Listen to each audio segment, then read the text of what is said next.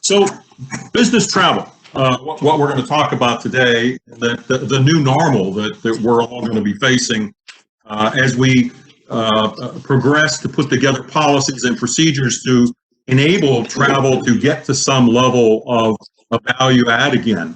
But I think it's important for us to be realistic in our approach, that at least through until I should say at some point in 2022, if not all of 22, it's still likely to be a very unstable environment for all the reasons that the previous speakers were talking about.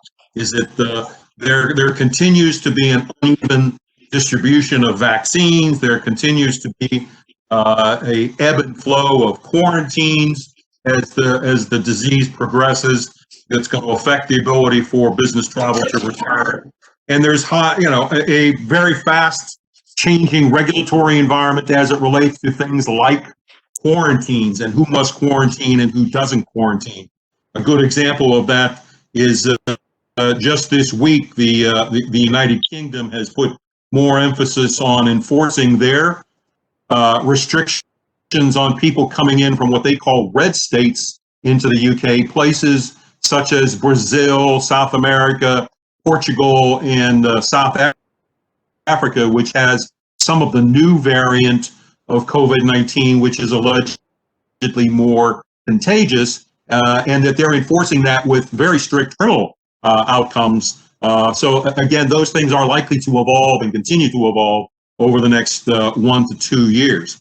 And then last but not least, airline costs, once business travel does get started, are very likely going to escalate, because the airline industry is going to be very different moving forward as a result of the additional requirements for deep cleaning and for disinfecting, which means that the planes can't turn around as quickly, which means that they also have to put in place more procedures, physical barriers on board the aircraft where possible, which is again just going to contribute to the aggregation of their cost, which is ultimately going to be passed through onto the travelers, and that's going to put pressure on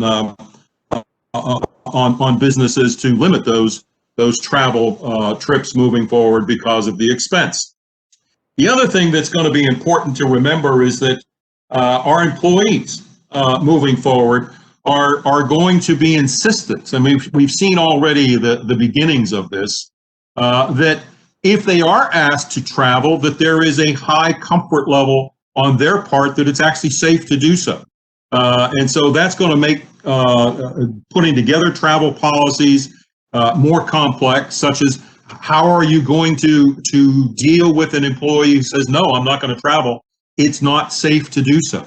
How does the corporation then have the ability to communicate with that employee the safety measures that have been put in place that are reasonable and that are able to make that employee feel like doing business travel is again a safe aspect of the everyday business environment. So it's going to be a change in effect. And one of the things that, for example, is very likely going to happen is that employees are going to say, what's the safety rating as it relates to things like COVID-19 or any future pandemics that might present themselves for the hotels that you're asking me to go to.